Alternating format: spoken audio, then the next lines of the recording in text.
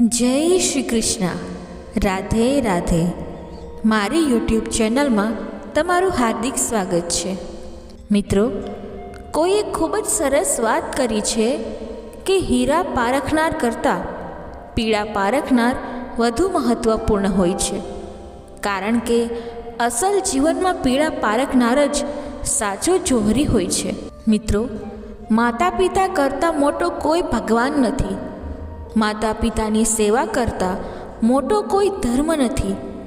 જે માતા પિતાએ રાત દિવસ મહેનત કરીને તમારા જીવનને સુંદર અને સ્વસ્થ બનાવવા માટે પોતાની જવાની ન્યોછાવર કરી દીધી કે મારો દીકરો પોતાના પગ પર ઊભો રહી શકે અને જીવનમાં પ્રગતિ કરી શકે, પોતાના જીવનમાં કેટલાય અભાવોને સહન કરીને તમને ક્યારેય દુઃખી નથી થવા દીધા, ક્યારેય કોઈ વસ્તુનો અભાવ અનુભવવા નથી દીધો.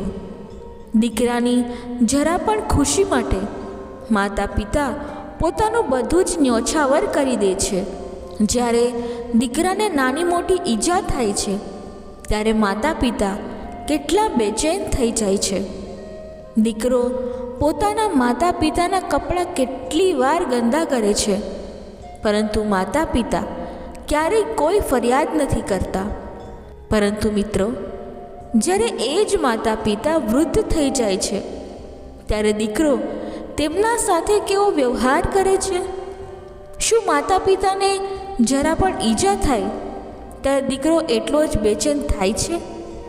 શું એક દીકરો પોતાના પિતા માટે તે બધું જ કરે છે જે ક્યારેય તેના પિતાએ પોતાના દીકરા માટે કર્યું હતું? મિત્રો, માતા પિતાને આ ધરતીના ભગવાન માનવામાં આવે છે. આ ધરતીના સાક્ષાત ભગવાન છે.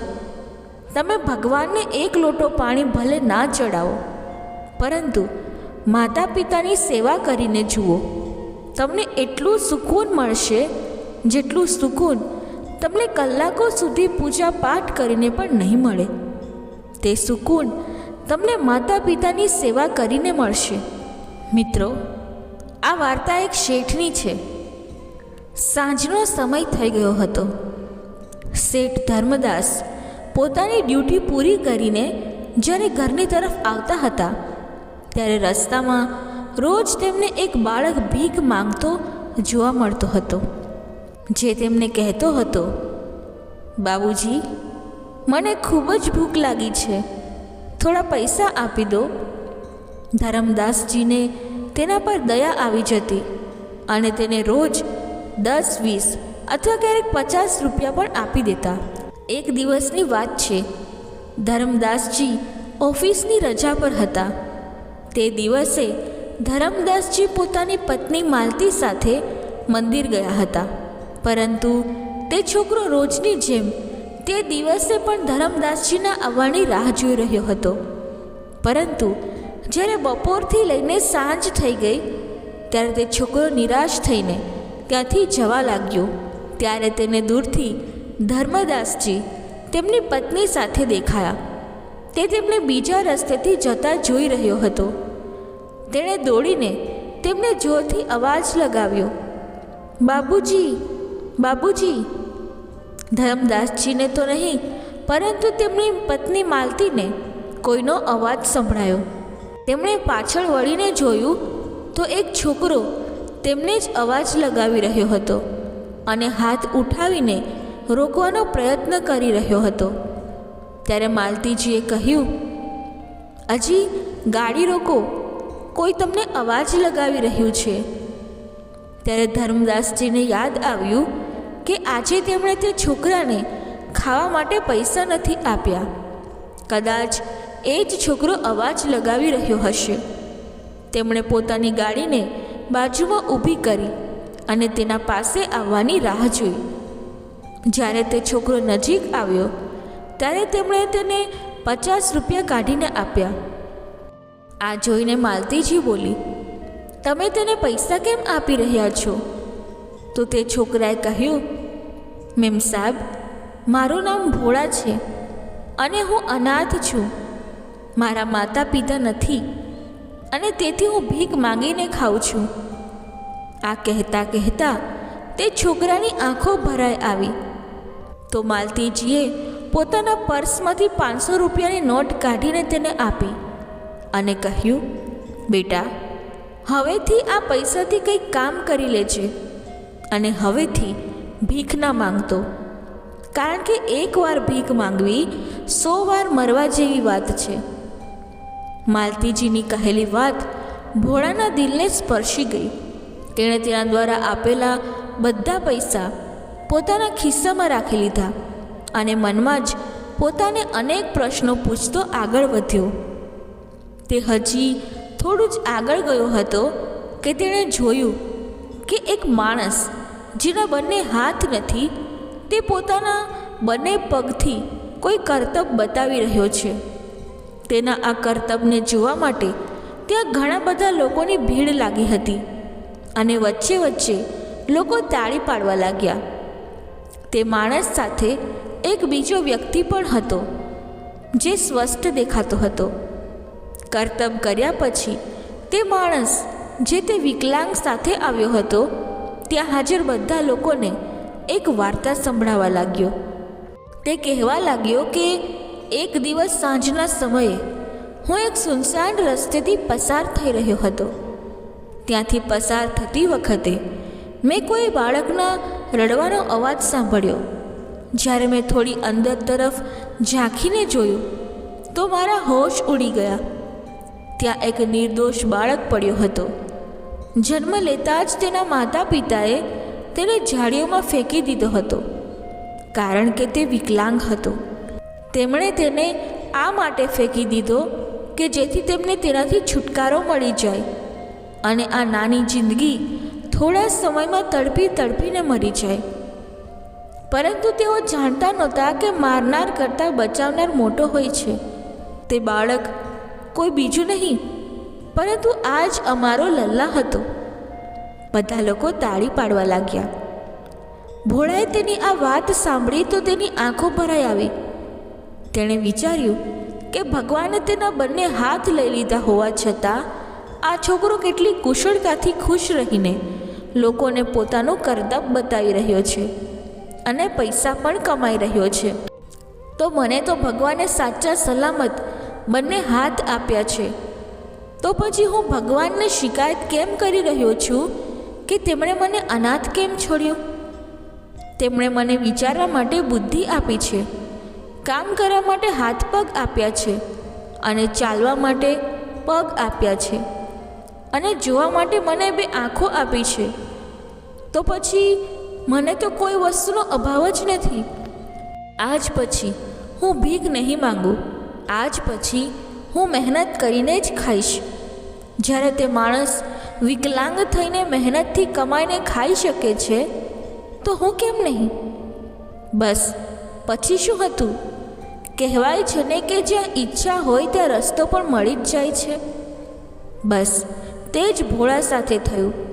તેના કાને બસ એ જ શબ્દો ગૂંજતા હતા કે એકવાર ભીખ માંગવી એટલે 100 વાર મરવા બરાબર હોય છે. આજથી તેણે મનમાં ઠાણ્યું કે ભલે તેને કેટલી મહેનત કરવી પડે પરંતુ તે ભીખ નહીં માંગે. બસ આ જ વિચાર સાથે ભોળા આગળ ચાલતો રહ્યો. ત્યારે તેને એક ચાની લારી પર બહુ ભીડ દેખાઈ. ભોળા પણ ત્યાં જઈને શાંતિથી જોવા લાગ્યો કે તે ચાવાળો વારંવાર ચા બનાવતો હતો અને લોકો તેની ચા કેવી રીતે પસંદ કરતા હતા. ભોળાએ પણ એ દિવસ તે વૃદ્ધ માણસની ચા ખરીદીને પીધી કે ચા કેવી છે અને તે ચામાં શું શું નાખે છે. તેણે ચાવાળાને પૂછ્યું, અંકલ, તમે આ ચાનો ધંધો ક્યારથી કરો છો? ભોળાની વાત સાંભળી ચાવાળાએ કહ્યું, બેટા, આ ધંધો મારા પિતાજી પણ કરતા હતા. ભોળાએ વિચાર્યું કે એટલે તો તે આટલી કુશળતાથી ચા બનાવી રહ્યો છે, પરંતુ શું હું આટલી કુશળતાથી ચા બનાવી શકીશ? તેણે ચાવાળાને પૂછ્યું, અંકલ, શું હું પણ આ ધંધો કરી શકું? ચાવાળાએ કહ્યું, હા બેટા, જરૂર કરી શકો છો, પણ અહીં નજીકમાં નહીં કરજો, કારણ કે મારી લારી બહુ જૂની છે અને અહીં બધા મારા ગ્રાહકો બંધાયેલા છે, તો તેઓ મારી લારી પર જ આવશે. તમે એવું કરો કે બજારના બીજા છેડે જઈને તમારી લારી લગાવો. ભોળા તે ચાવાળાની વાત સાંભળીને ખુશ થઈ ગયો અને બજારના બીજા છેડે ગયો અને ચા બનાવવા માટે બધો સામાન તૈયાર કરવા લાગ્યો.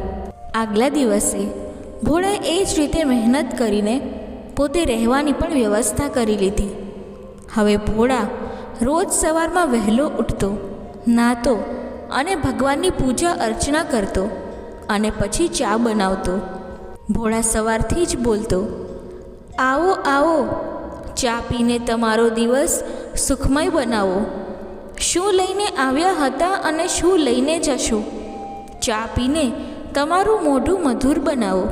ભોળા આ બધું એટલી નિર્દોષતાથી કહેતો હતો કે કેવો પણ કઠણ દિલનો માણસ હોય તેનું પણ દિલ પીગળી જાય અને તે ભોળાની પાસે આવીને એક કપ ચા જરૂર ખરીદીને પીતા. ચા કરતાં વધુ સ્વાદિષ્ટ તેની વાતો હતી. તે એટલી મીઠાશથી વાતો કરતો કે જો કોઈ એકવાર ચા પીતો તો તે એકની જગ્યાએ 2 કપ ચા પીતો.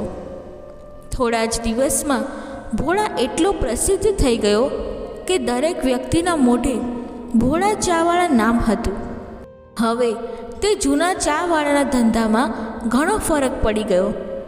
તો તેણે વિચાર્યું, કેમ ન હું ભોળાની ચા પીને જોઉં?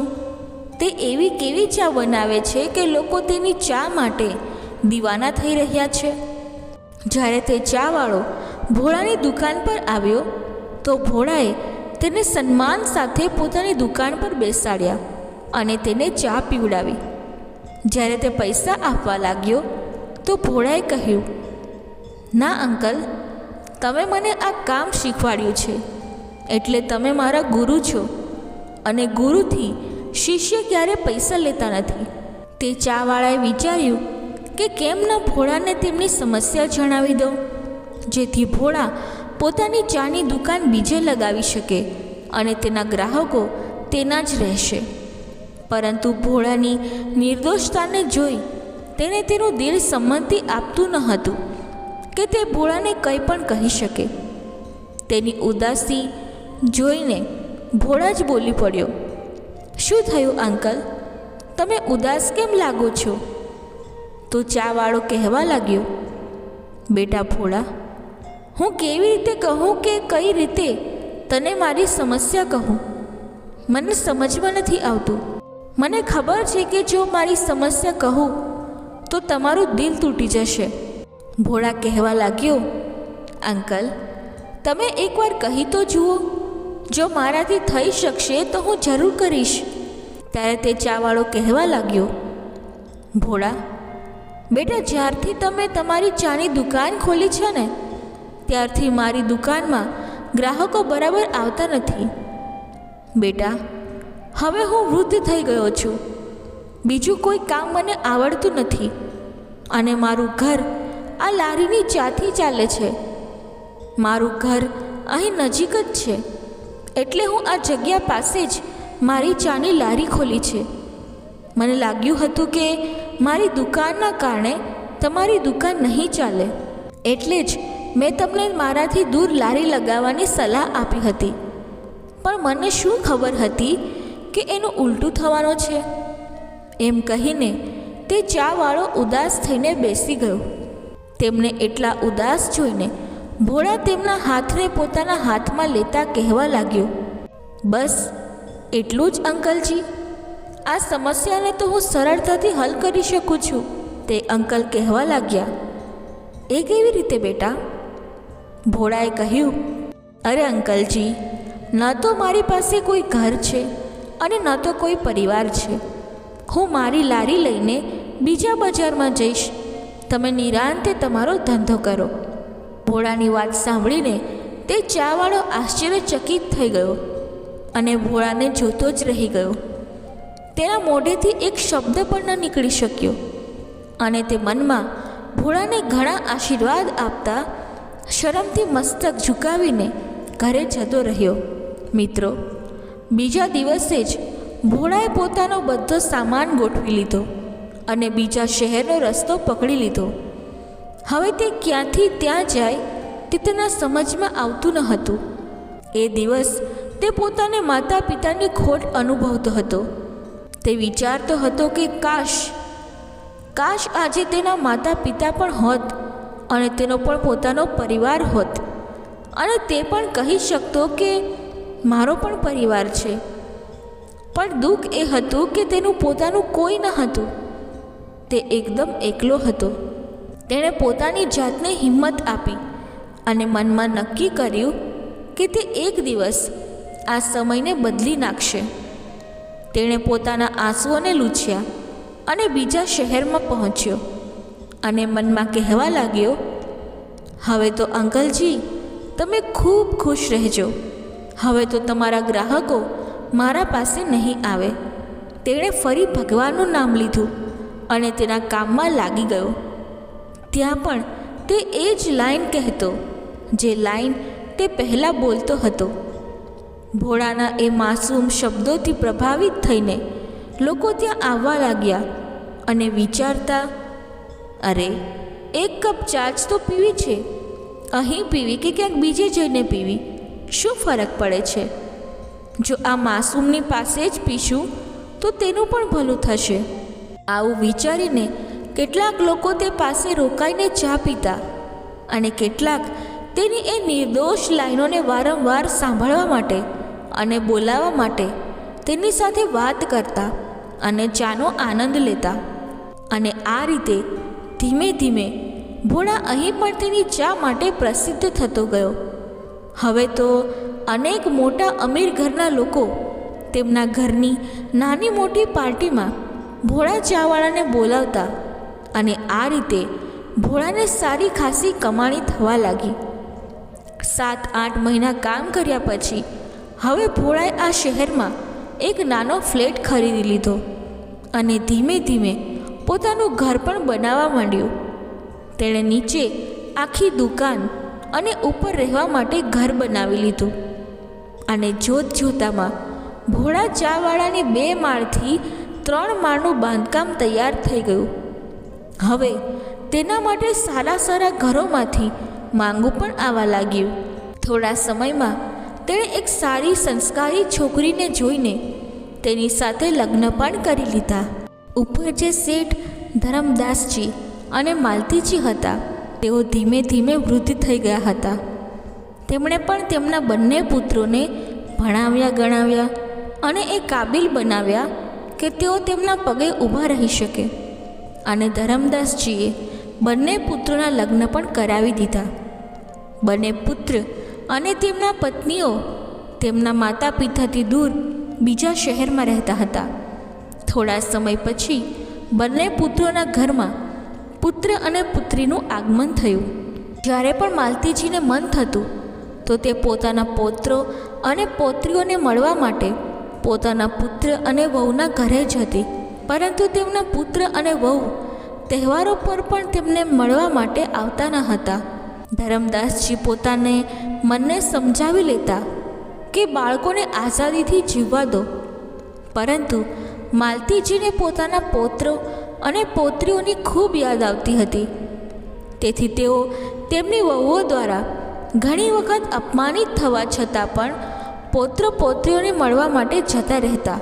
ધરમદાસજી માલતીજીની મોહમાયા જોઈને હેરાન થઈ જતા કે જે સ્ત્રી આખું જીવન લોકોને આત્મસન્માનનું પાઠ ભણાવતી રહી, તે સ્ત્રી આજે માત્ર પોતાના પૌત્રો અને પૌત્રીઓની એક ઝલક માટે પોતાના પુત્ર વહુનું આટલું અપમાન પણ ખુશીથી સહન કરી લેતી હતી. સાચું કહે છે લોકો કે મૂળથી વધુ વ્યાજ પ્યારું હોય છે. આ વિચારીને ધરમદાસજી સ્મિત કરી ચાલ્યા જતા. એવું નથી કે ધરમદાસજીને પોતાના પૌત્ર પૌત્રીઓથી પ્રેમ ન હતો. તેમને પણ પોતાના પૌત્ર પૌત્રીઓથી ખૂબ જ પ્રેમ હતો. એટલે તો તેઓ માલતીજીને ત્યાં જવા માટે ક્યારે પણ ના કરતા નહીં અને પોતે જ તેમને લઈને પોતાના પુત્ર વહુના ઘેર જતા. પછી ભલે વહુ તેમને 4 વાતો જ કેમ ન સંભળાવે. થોડીવાર માટે ખરાબ તો એમને પણ લાગે, પણ માલતીજી કહેતા અરે પોતાના જ તો બાળકો છે, પોતાનાનું શું લગાડવાનું, તેમ કહી તેમને મલમ લગાડી દેતા. તો પછી તો શું હતું, ધરમદાસજી પણ ચૂપ રહી જતા. એક દિવસ બંને વહુઓ પોતાના પિતાજી પાસે આવીને રડવા લાગી અને બોલી, પિતાજી, અમારા બિઝનેસમાં નુકસાન થઈ ગયું છે, તેથી અમે તમારી મદદ માટે આવ્યા છીએ. જો તમે તમારા નિવૃત્તિના પૈસા અમને આપી દો તો તમારો ઘણો ઉપકાર થશે. અને હવે તમે પણ તો વૃદ્ધ થઈ ગયા છો, તમને પણ તમારા પુત્ર વહુ અને પૌત્ર પૌત્રીઓ સાથે રહેવાની જરૂર છે. તેથી આજથી તમે બંને ભાઈઓ સાથે જ રહેશો.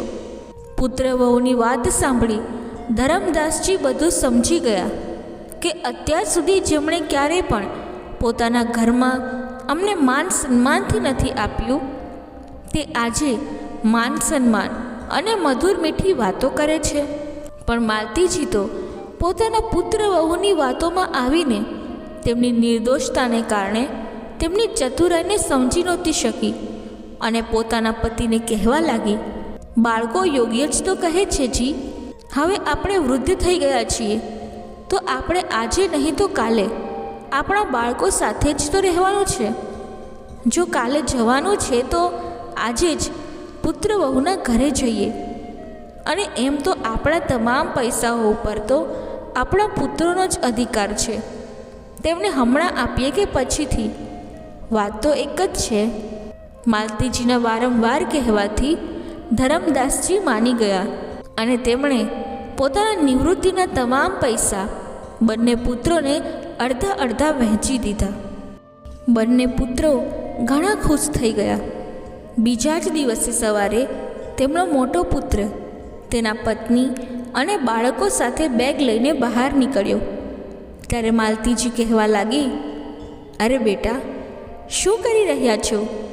શું તમે તમારા ઘેર જઈ રહ્યા છો? પુત્ર બોલ્યો, હા માં, રાતે જ ડીલરનો ફોન આવ્યો હતો. જો હું આજે જ તેને મળ્યો નહીં તો મેં જે દરે વ્યવસાય માટે વાત કરી હતી તે રદ કરશે, તેથી મારે હમણાં જ જવું પડશે. તેની વાત ચાલી રહી હતી ત્યારે જ નાનો પુત્ર પણ બેગ અને તેના પત્ની બાળકોને લઈને બહાર નીકળ્યો. માલતીજી કહેવા લાગી, બેટા, શું તને પણ કોઈ ડીલર સાથે મળવાનું છે? તે બોલ્યો, અરે નહીં માં, સાચી વાત તો એ છે કે હું જે ઓફિસમાં કામ કરતો હતો, મારા બોસ સાથે ભાગીદારીની વાત ચાલી રહી હતી. હમણાં તે બોસનો ફોન આવ્યો હતો. તેણે કહ્યું હતું કે જો હું આજે જ મારા વ્યવસાયના પૈસા નહીં લાવું તો તે મને ભાગીદારીમાંથી હટાવી દેશે, એથી મારે પણ જલ્દી જવું પડશે. માલતીજી બોલી, અરે એ બધું તો ઠીક છે, પણ અમને કોણ લઈને જશે તેના વિશે શું વિચાર્યું છે તમે લોકોએ? બંને ભાઈઓ એકબીજાને જોવા લાગ્યા. ત્યારે મોટો પુત્ર કહેવા લાગ્યો, અરે માં, તમે ચિંતા કેમ કરો છો? અમે આવીશું ને તમને લેવા માટે. અને તમે ક્યાં બીજા ઘરમાં રહો છો? અને ના તો તમારે ઘરમાં રહેવાનું ભાડું આપવું પડે છે. હમણાં તમે ખુશીથી રહો. અમારા બંને ભાઈઓમાંથી જેમને પણ સમય મળશે તેઓ આવીને તમને લઈ જશે. માલતીજી બોલી, અરે બેટા, તમે રાતે જ કહ્યું હોત તો અમે બંને પણ તમારી સાથે ચાલવા માટે તૈયાર થઈ જાત. અરે માં, અમને લાગ્યું કે તમે સૂઈ ગયા હશો અને રાત પણ બહુ વધારે થઈ ગઈ હતી, તેથી તમને જગાવવું યોગ્ય નથી લાગ્યું. કોઈ વાત નહીં માં, તમે ત્યાં સુધી તમારી બધી સખીઓને મળી લેજો અને સામાન પણ પેક કરીને રાખજો, જેથી અમારે વારંવાર ગામમાં ન આવવું પડે. આટલું કહીને બંને પુત્રો વહુઓ માતાને પગે લાગીને બહાર નીકળી ગયા. માલતીજી પોતાના પુત્રોને ઘણા આશીર્વાદ આપતી રહી કે મારા બાળકો કેટલા સમજદાર થઈ ગયા છે. હજુ સુધી ધરમદાસજી ઊંઘમાંથી ઉઠ્યા પણ ન હતા. જ્યારે તેઓ ઊંઘમાંથી ઉઠ્યા ત્યારે જોયું કે આખું ઘર શાંત અને ખાલી ખાલી લાગી રહ્યું છે. તેમણે માલતીજીને અવાજ લગાવ્યો, માલતી, માલતી. હમણાં આવી, કહેતા માલતીજી ગરમ પાણી લઈને પોતાના પતિ પાસે આવી. તેમણે પૂછ્યું, અરે આજે આખું ઘર શાંત શાંત કેમ લાગી રહ્યું છે? બાળકો ક્યાં છે? માલતીજીએ દુઃખી મનથી જવાબ આપ્યો, હજી બંને તો તેમના પત્ની બાળકોને લઈને ચાલ્યા ગયા, કારણ કે તેમને જરૂરી કામ આવી ગયું હતું અને મને કહીને ગયા છે કે પપ્પા પાસે અમારા તરફથી માફી માંગજો. જાણો છો જી, આપણા બાળકો આજે કેટલા સમજદાર થઈ ગયા છે. માલતીજીના નિસ્વાર્થ પ્રેમથી ભરેલી વાતો સાંભળીને ધરમદાસજીની આંખોમાં આંસુ આવી ગયા કે મારી પત્ની કેટલી ભોળી છે.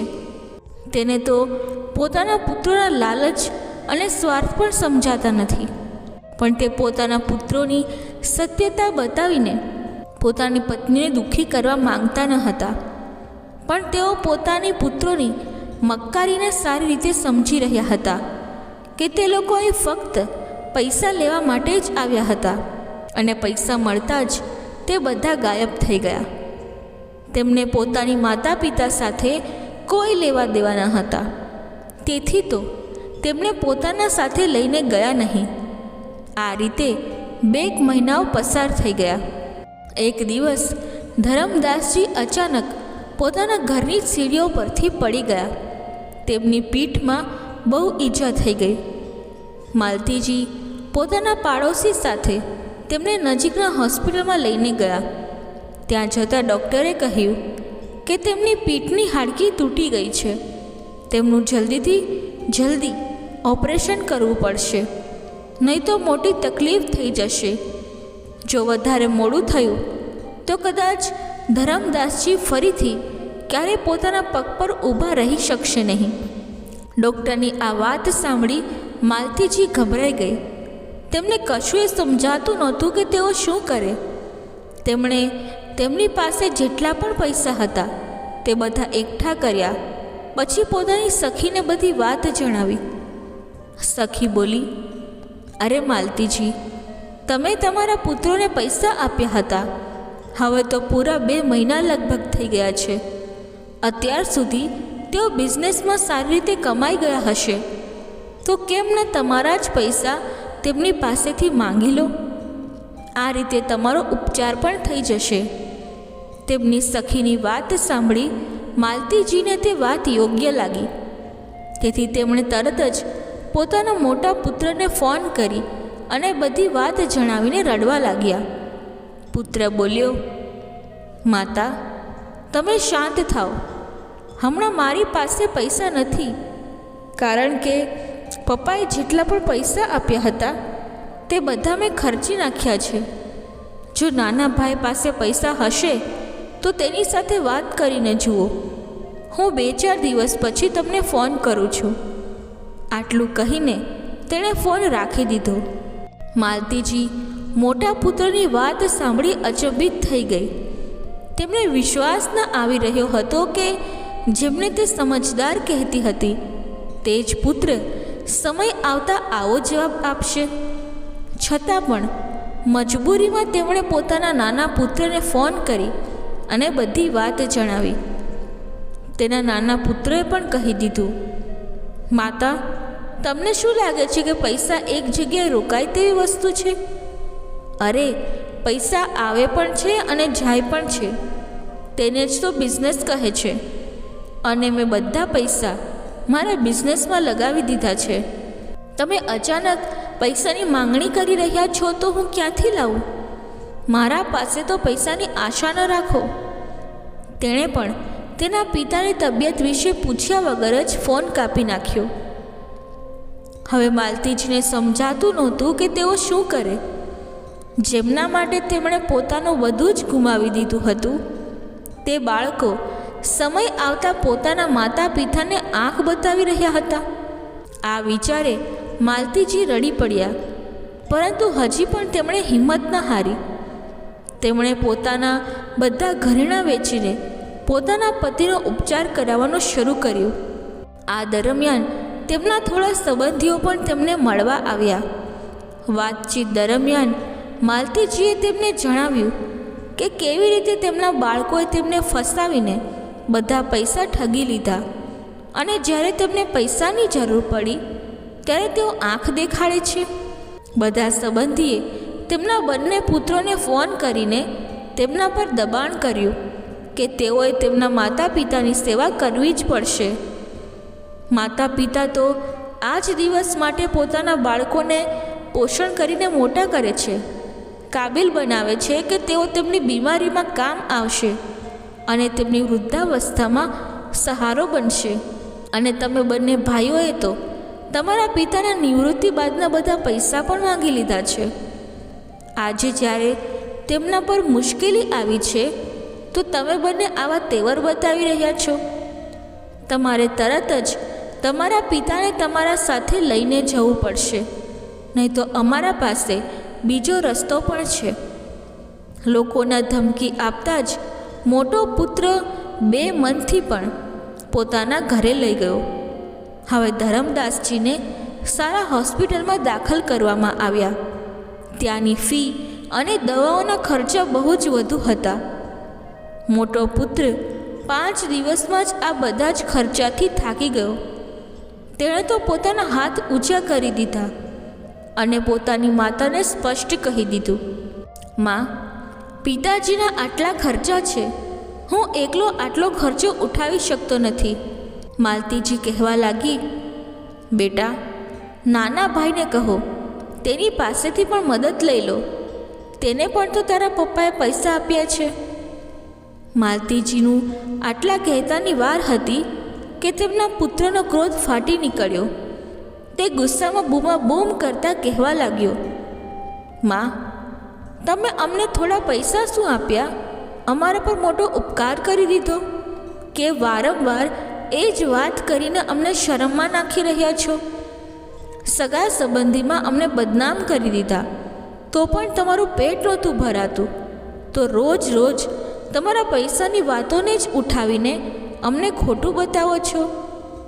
તમે કેટલા પૈસા જોઈએ તે કહો, હમણાં જ આપી દઈશ, અને પછી તત્કાળ મારા ઘેરથી બહાર નીકળી જાઓ અને ફરીથી ક્યારેય તમારું મોઢું ન દેખાડતા. બૂમાબૂમ કરતા મોટો પુત્ર ત્યાંથી બહાર નીકળી ગયો. બિચારી માલતીજી આંસુ વહાવતી ત્યાં જ બેસી રહી.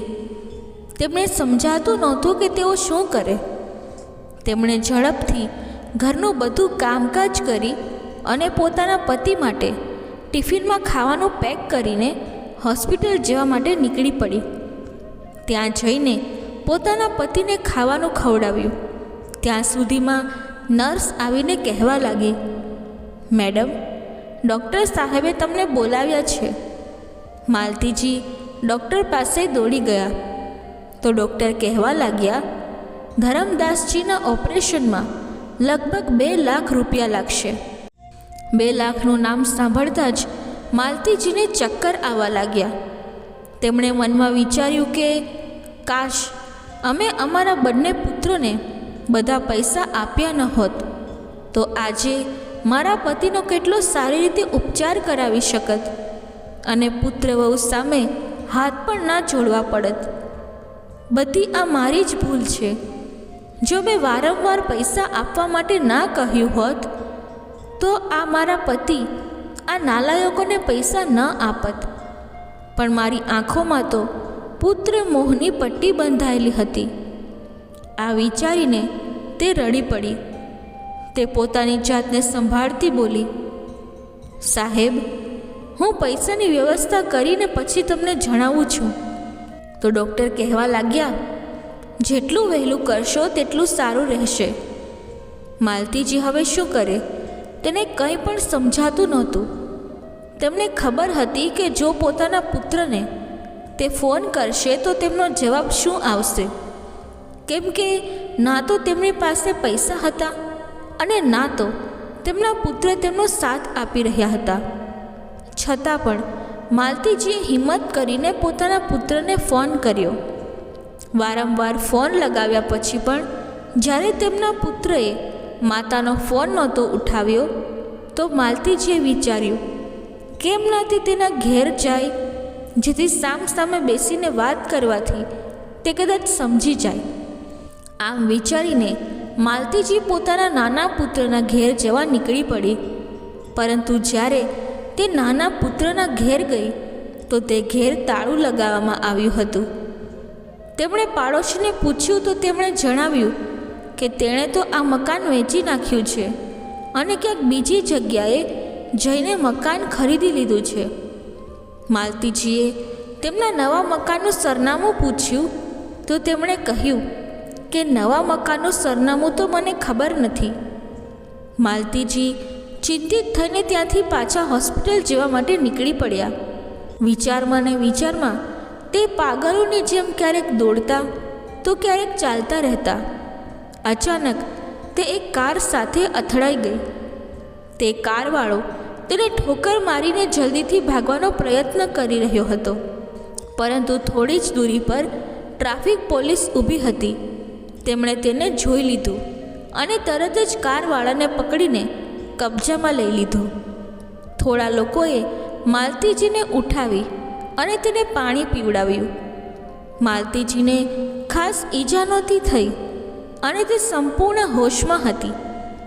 જ્યારે તેમણે કારના માલિકને જોયું તો તે હક્કી બક્કી રહી ગઈ. તે માણસ બીજું કોઈ નહીં પરંતુ તેનો નાનો પુત્ર હતો. જ્યારે તેના પુત્રએ પોતાની માતાને જોઈ તો તેણે ગિરગિટની જેમ રંગ બદલીને કહ્યું, અરે માં, તમે અહીં? પપ્પાની તબિયત કેવી છે? હું તો તમને અને પપ્પાને મળવા જ જઈ રહ્યો હતો. બિચારી માલતીજી જ્યારે તેમણે પોતાના પુત્રના મોઢેથી આ વાતો સાંભળી ત્યારે તેના આંખોમાં આંસુ વહેવા લાગ્યા. તે બોલી, હા બેટા, ચાલ, જલ્દીથી હોસ્પિટલ ચાલ. ત્યાં તમારા પિતા તમારી રાહ જોઈ રહ્યા છે.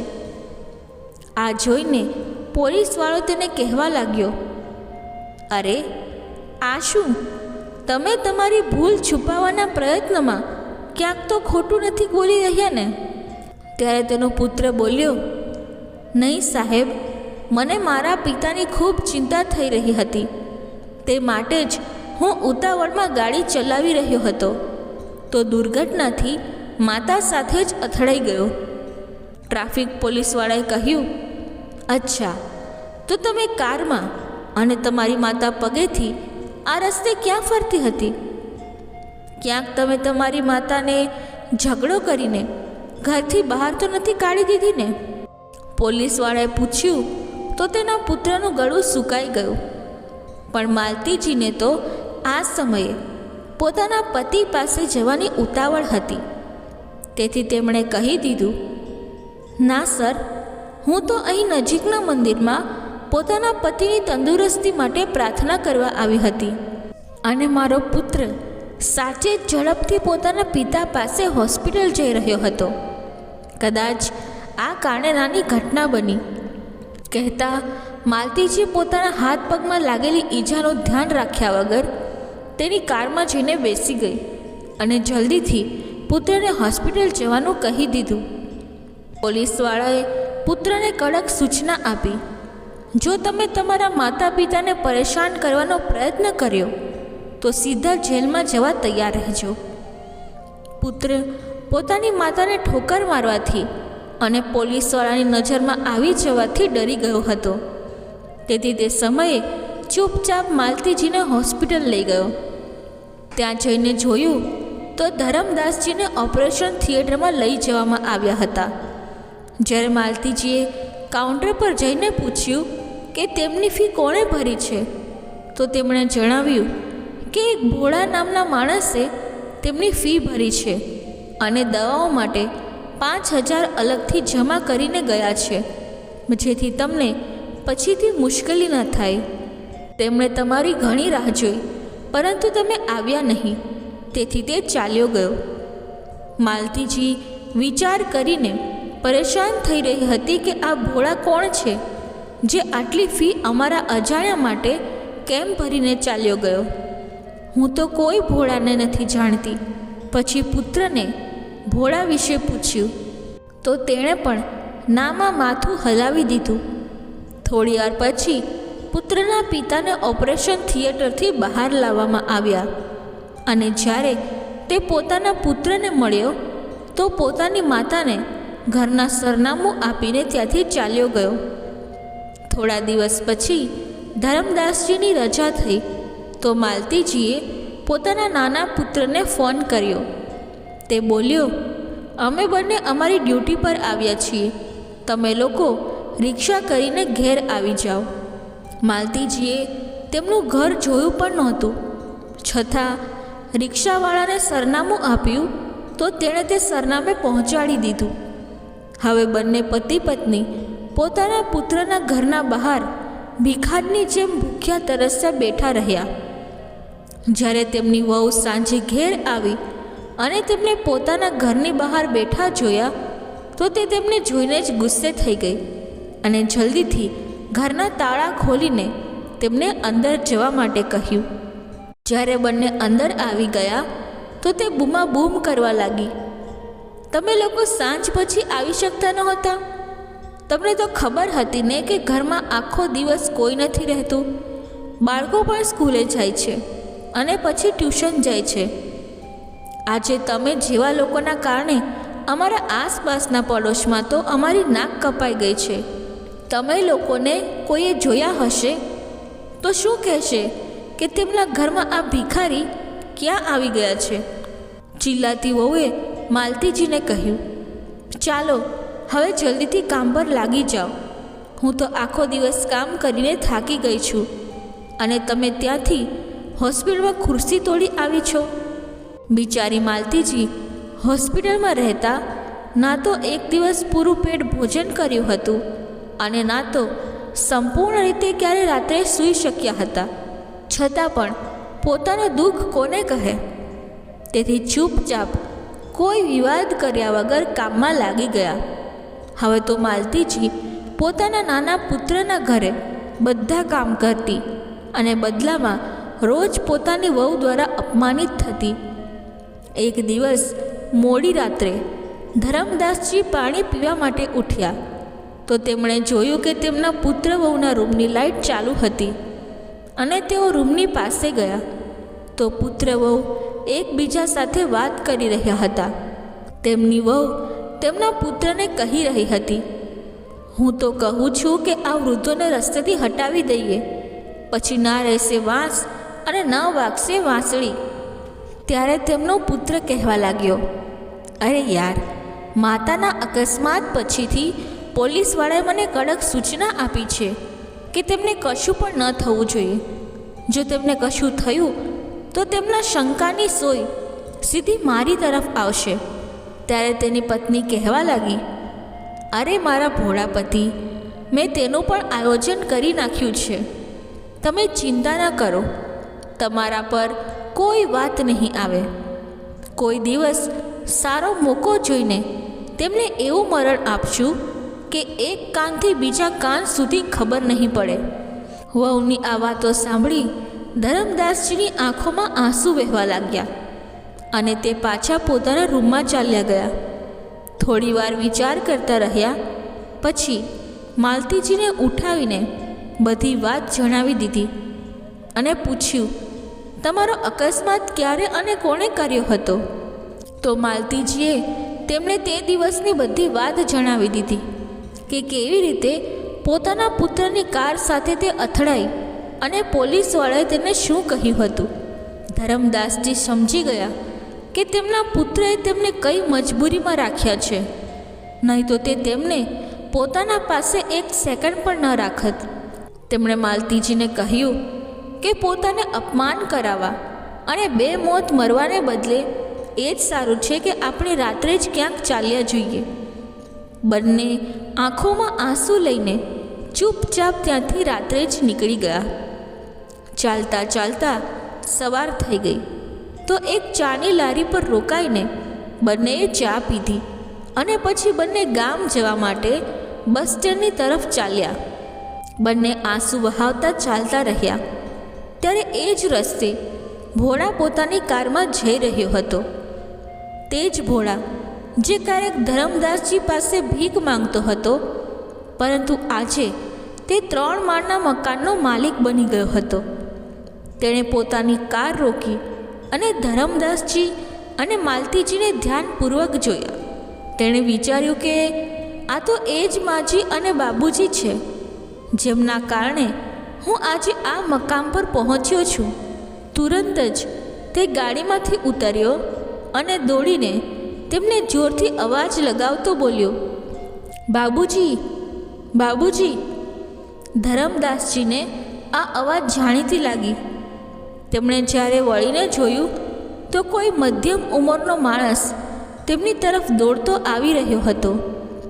જ્યારે તે નજીક આવ્યો તો ધરમદાસજી તેને ઓળખી ન શક્યા અને બોલ્યા, માફ કરજે બેટા, હું તને ઓળખી ન શક્યો. ત્યારે ભોળા કહેવા લાગ્યો, બાબુજી, હું તમારો ભોળા છું. તમે તમારા ભોળાને ઓળખી ન શક્યા? અને માજી, તમે તો મને ભીખ માંગવા માટે મનાઈ કરેલી હતી, છતાં પણ આજે તમે મને ઓળખી ન શક્યા? અરે, આજ તમારા આશીર્વાદથી જ હું આ કાબિલ માણસ બની ચૂક્યો છું. ચાલો બાબુજી, આજે તમારો પુત્ર ભોળા તમે લોકોને પોતાની મહેનતની કમાણીથી ખવડાવશે. તેમાં ભીખનો 1 રૂપિયો પણ નથી. પરંતુ અમ્માજી, તમારા દ્વારા આપેલા 500 અને બાબુજી દ્વારા આપેલ 50 રૂપિયાથી તૈયાર કરવામાં આવેલ કારોબારથી તમારો પુત્ર આજે આ મુકામ સુધી પહોંચ્યો છે. તમારા આ 550 રૂપિયાનું વ્યાજ જ છે, જે તમારા વૃદ્ધાવસ્થામાં મદદ કરશે. ભોળાના આ શબ્દો સાંભળી ધરમદાસજી અને માલતીજીના આંખોમાં આંસુ આવી ગયા અને તેઓ બંને ભોળા સાથે તેમના ઘેર ચાલ્યા ગયા. ત્યાં જઈને જોયું તો ભોળાની 3 માળની ઇમારત કોઈ બંગલાથી ઓછી લાગતી નહોતી. ધરમદાસજી અને માલતીજી ખુશ થઈને તે જોતા રહ્યા. વાત વાતમાં ભોળાએ તેમને કહ્યું કે તેણે હોસ્પિટલમાં તેમના ઓપરેશનનું બિલ ભરેલું હતું, કેમ કે તે આ સમયે પોતાની પત્ની સાથે કોઈને મળવા માટે ગયેલો હતો. ત્યારે તેને ખબર પડી કે તમારો પૈસાના કારણે ઉપચાર થઈ રહ્યો ન હતો. મેં ત્યાં રહીને તમારી ઘણી રાહ જોઈ, પણ તમે આવ્યા નહીં.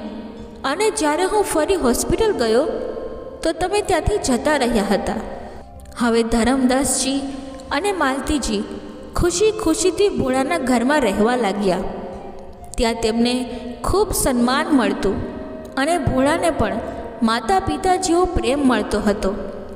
થોડા સમય પછી ધરમદાસજીના મોટા પુત્રને કેન્સરની બીમારી થઈ ગઈ અને તે પથારીમાં પડી ગયો.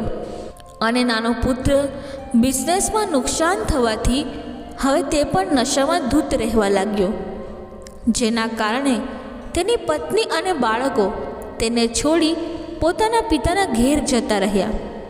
આજે ભગવાને તેઓને એવી દુર્ગતિ આપી કે હવે દર ભટકવા સિવાય તેઓ પાસે કશું પણ બચ્યું ન હતું. એટલે જ સાચું કહેલું છે કે બોએ બીજ બબૂલ કા તો આમ કહાં સે હોય. જે જેમ બીજ વાવે છે તેમ જ ફળ ખાવું પડે છે. જે જેવું કોઈ સાથે કરે છે તેને તેવું જ ભોગવવું પડે છે.